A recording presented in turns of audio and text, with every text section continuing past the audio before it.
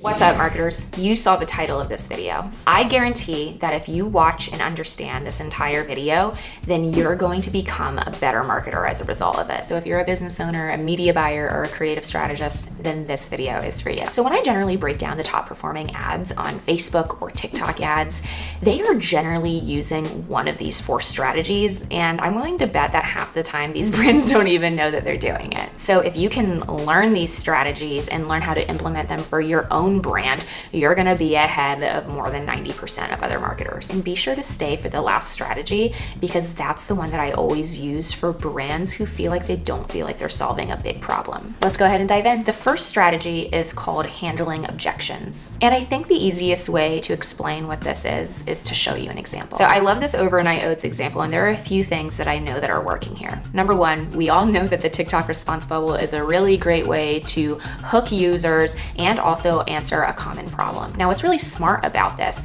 is they are handling an objection here that people often have, or a reason why consumers do not want to buy their brand. And what is that objection? It's that they think that the cost of the product is too much. And essentially, users are always looking for reasons to not buy your product. So a strategy that we can use to overcome those objections is to frankly address it head on. And this ad did exactly that. So what I would do is I would think about what objections people have for your brand or product. And a really great way to look at what those objections are to look at the comment section on your ads. Heck, you can even do this for your competitors and see what their common objections are and make content around that. That's a really smart strategy. This is one of my favorite ones to experiment with right now in 2023. Number 2 is the bread and butter of direct response marketing, which is to agitate a problem. And essentially what you're going to be doing here is you're going to start with a common problem that people have, that your brand or service solves, and you're going to agitate that problem. And really what you're doing here is you're kind of sticking the knife in the wound and twisting it. Like, you're emphasizing what makes this problem so unbearable and so annoying and so ruthless,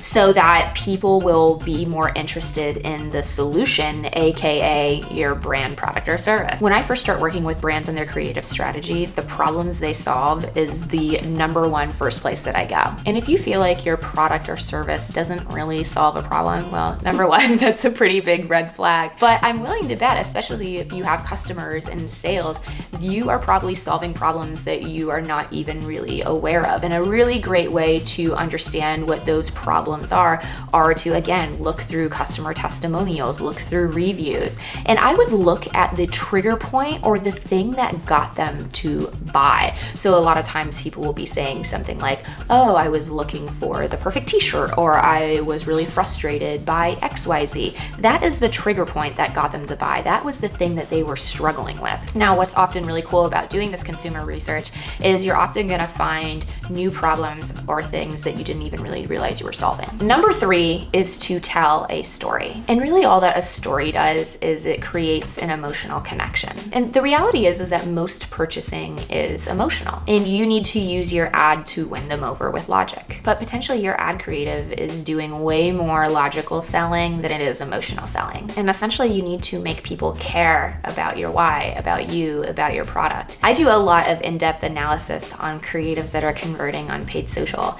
And a lot of them actually start with I statements, or they start with a story that maybe doesn't feel like it is directly involved with the brand or product, but then reveals something about the creator or about the person or maybe about the founder that then rolls into how this product or brand is the solution to that. An easy way to act on this type of creative strategy is to tell a story first, explain why it's important, explain why people care, and then go for the hard sell.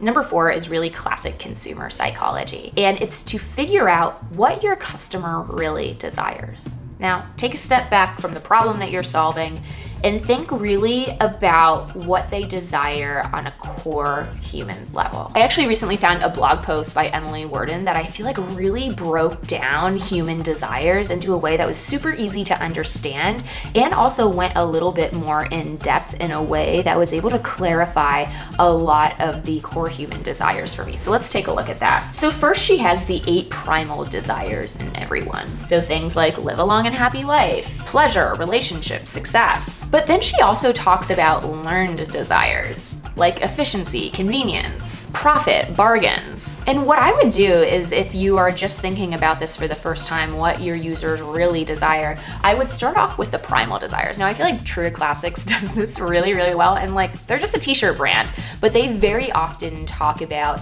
making women desire men more, or my wife was in love with my body in this t-shirt.